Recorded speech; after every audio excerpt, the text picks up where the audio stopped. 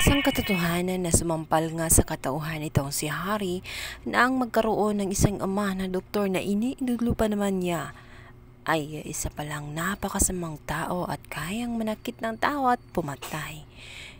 Yan naman sinabi ni Lynette dito kay Carlos na napakamalas umano nitong si Harry dahil siya pa ang naging ama nito.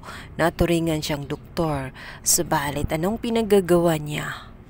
Isa siyang masamang ehemplo ng lahat ng mga doktor. Hindi siya dapat tularan at dapat sumuko na siya sa mga kapulisan. Ang malaman nga ni Harry, ang tunay nga na ugali ng kanyang ama at hindi na nga niya makukontrol ito sapagkat nag-iba na ang kanyang ama. Hindi na siya ang dating ama na napakabait sa kanya. Ibang-iba na ito, para na nga siyang demonyo dahil maging siya ay sinaktan at ginapos na rin. Kaya na magkaroon ng pagkakataon ay agad na tumakas ang mga ito sa pangalawang pagkakataon. Ngunit mukhang mamalasin sila dahil time na naisasakay nga itong si Lynette ay bigla namang nahimatay. Nahimatay ito dahil sa sobrang gutom at pananakit nga ni Carlos at ilang araw na nga siya na walang matinong tulog, puyat. Kakatakas kaya sila ng tuluyan mamaya, ating pakaabangan. Samantalang ito ngang si Doc RJ ay nakakapagtaka kung paano wala siyang maaalala gayong nag-recall naman ang mga memory nitong sila Lynette. Ibig sabihin, pili lang ang memory na maaalala ni RJ.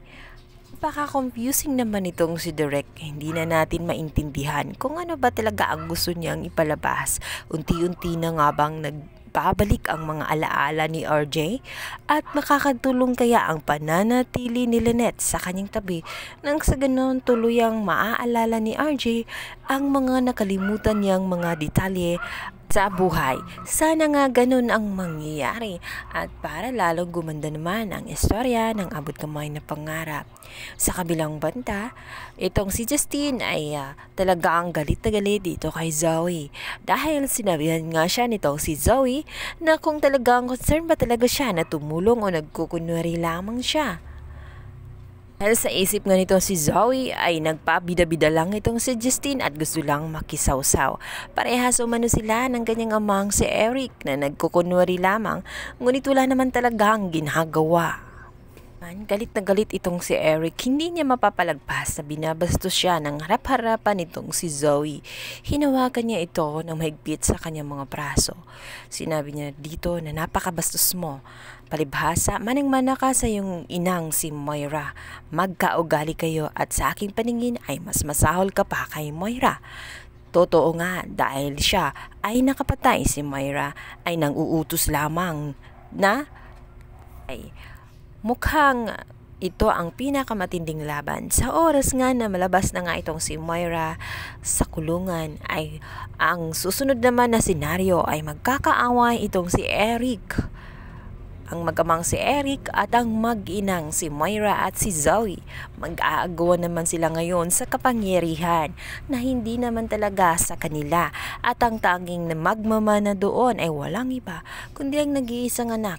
Ito ngang si Annalyn Santos. Kabilang banda, mukhang mapapahamak nga itong si Arman.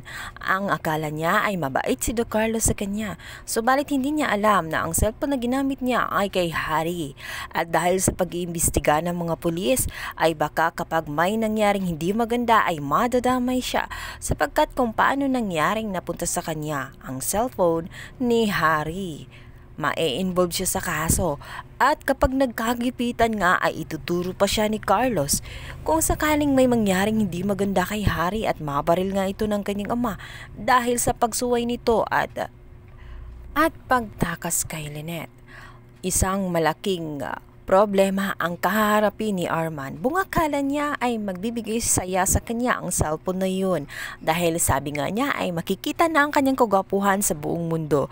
Subalit isang kasamaan ang umaalingasaw ito ngang si Carlos dahil malalantad ang katotohanan, makukulong pati siya. Pakaabangan na lang natin sa lalong umiinit na tagpo na abot kamay na pangarap. Please don't forget to like and subscribe my YouTube channel. Thank you so much. God bless. Bye!